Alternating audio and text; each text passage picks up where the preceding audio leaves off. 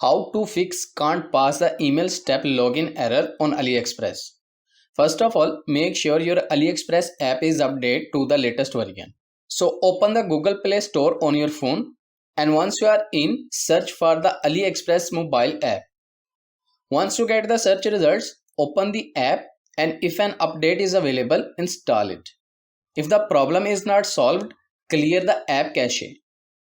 Open your phone's settings app. Once you are in, let's find the apps and tap on it. Find Aliexpress from the app list and open it. Next, tap on storage. Here, select clear cache at the bottom and then clear cache. Now let's go back and open the Aliexpress app.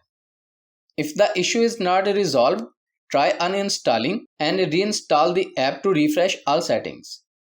If you still can't pass the email step, contact Aliexpress support for further assistance and explain the issue to get the help from the support team. And that's it. This is how you can fix can't pass the email step login error on Aliexpress.